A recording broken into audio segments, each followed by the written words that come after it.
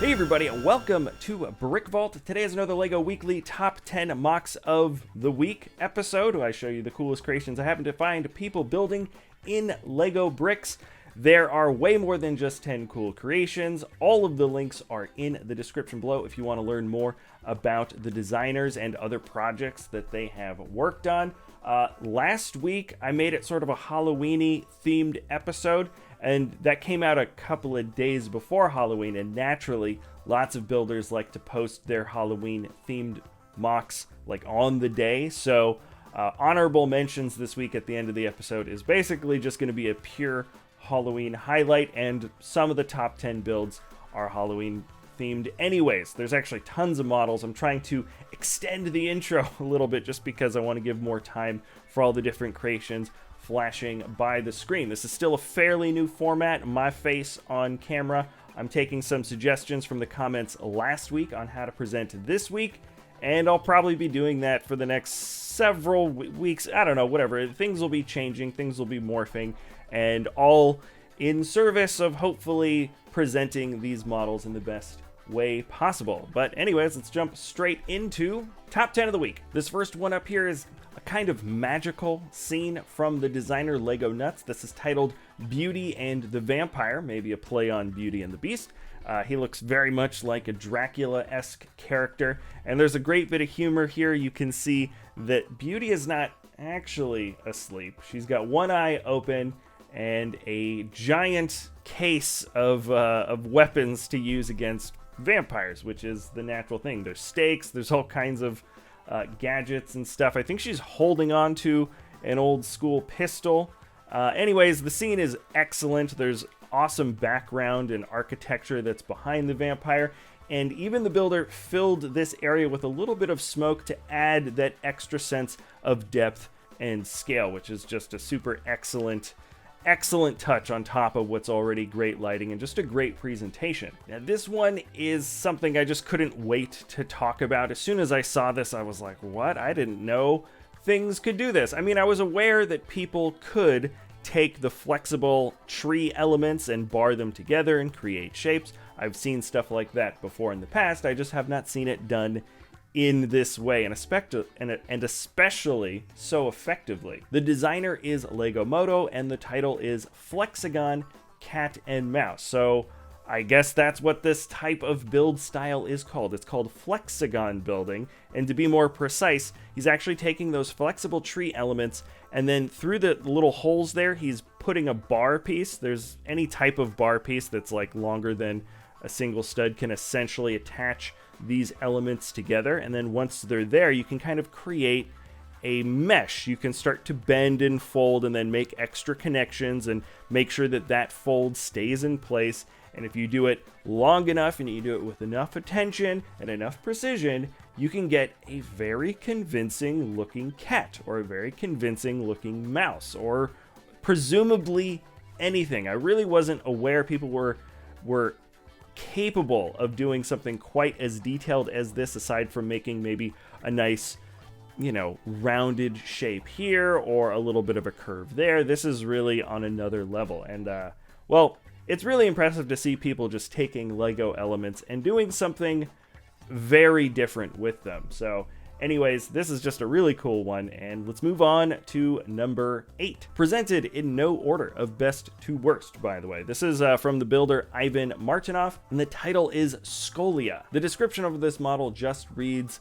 Venomous Vigilante, and I guess we can just use our imaginations outside of that. I can personally see like a wasp inspiration for sure. There's a lot of nice pointy elements that stick out at the base of the model, along the head, and of course the fingers and whatever that little venomous gun type thing is for the other hand. It's funny, usually teal is that highlight, the bright highlight color that exists within a model, but he chose the brightest version of yellow, that neon yellow that really accents the model and also gives you that sense that this is a more dangerous, perhaps venomous creature, mechanical vigilante creature. Next up is a model from Brick Ninja. This is a scene titled Dia de los Muertos, the Day of the Dead. It's one of those builds that takes you right into the world. You are in an open, maybe little small town center of some kind. All of the decorations have been set up. The ground is especially colorful, which is a nice little touch. And I like that he used all, I think, official Lego pieces, different skeleton and skull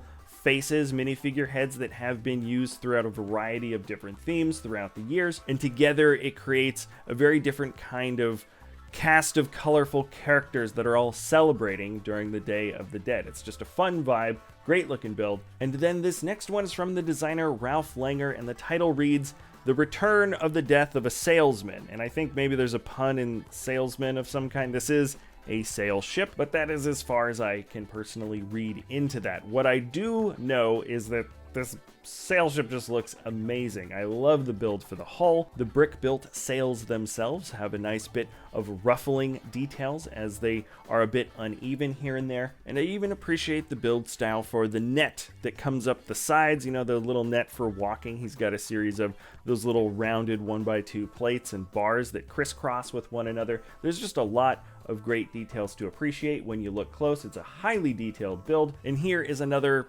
Halloween-y themed model. This is Baba Yaga, a folklore character from Europe that I actually didn't know until I saw another Baba Yaga themed Lego build from several years ago, and I had to sort of research it.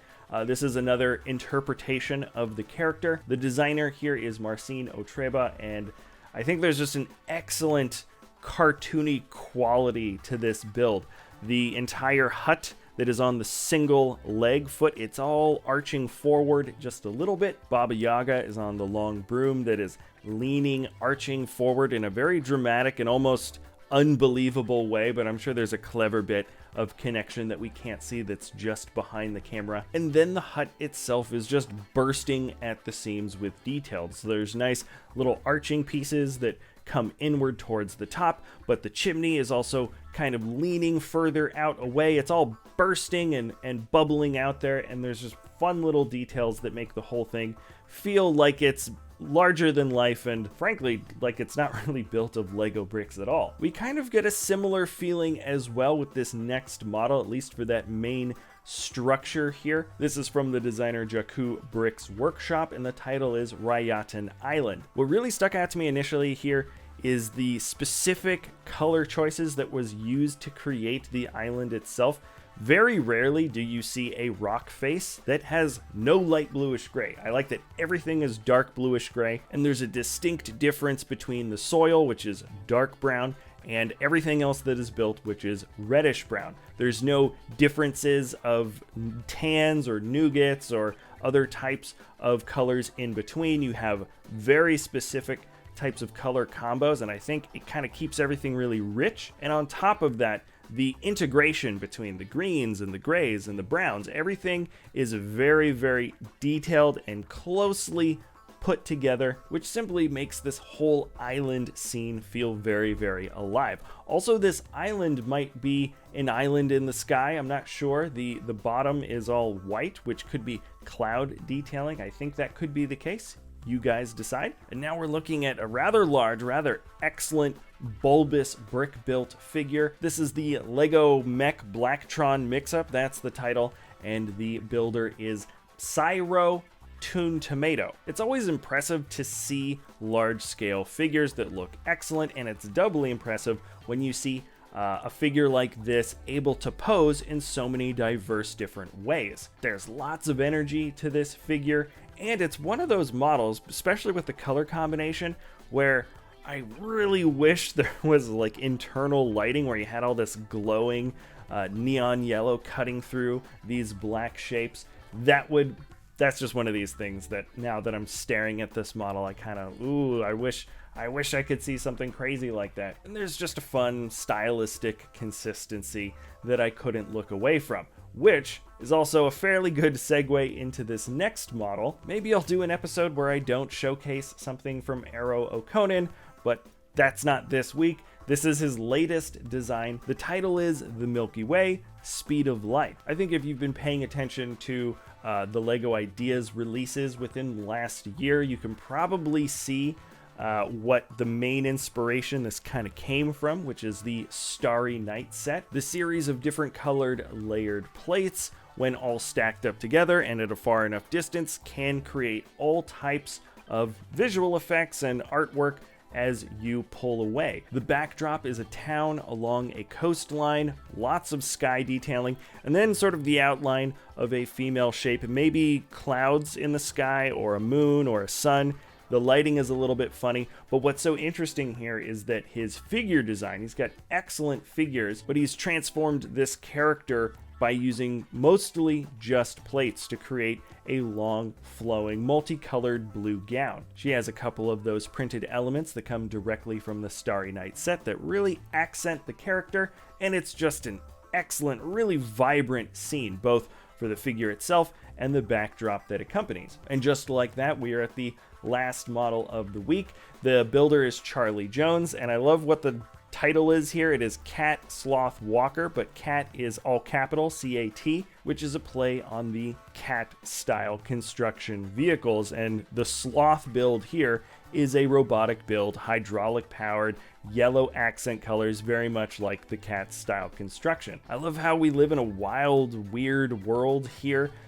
These are minifigures. This is all at scale, so this is a rather massive sloth creature that is climbing on these huge, organic, strange-looking vine pieces. There are some guys that are actually trying to traverse the vines all on their own as well without the help of this mechanical vehicle, and I can't help but think that a thing like this would only be built for the world of Pandora, like from Avatar. I particularly like the build for the arms themselves, the long, smooth yellow shapes, and how they integrate really well with the hydraulic detailing. Alright, that is it for personal favorite top 10 MOCs. Let's do some rapid fire Halloween highlights. Swaystar titled this Happy Halloween. That top-down lighting really sets a great mood for this build. This is The Witch from Dan Coe, and he actually has instructions listed if you wanted to create this little desktopper flying witch. From the Plastic Pauper, this is Vampire Lord. Josh Parkinson built the Muppet Movie Monster Mashup Mansion. Josh Parkinson built the Muppet Movie Monster Mashup Mansion. Great details here. If you turn it around, there's all kinds of interior details included as well. JakuBricks calls this Trick or Treat. This is the Halloween collection of cuddly toys from the builder Cohen Zwanenberg. Really, really fun little models. And then Julius von Brunk calls this the coolest house in the neighborhood. And this is probably one of the most crowded sidewalks that I think anybody would be seeing on Halloween night. Tons of kids, tons of people dressed up, and one house in particular that outdid their neighbors. Jonathan Elliott, an excellent car designer, built out a hearse, which is fun. And I know I showed Norton 74's A-frame cabin for last week's top 10, but I showed it before he had this really, really cool lit up picture with glow elements and just dramatic, moody lighting that I think maybe some of you guys would appreciate. All right, that is it for my personal favorite top 10. That's all the highlights. Remember, links to everything is in the description below if you want to learn more about these builders, what they do, other creations they have made. Share it with your friends, tell people about some weird, fun thing that you may have seen somebody build in Lego. It's always fun. That's what this whole little episode is about. I just like seeing what people are building in bricks. All right, thanks so much for watching, and we'll see you next time at BrickVault.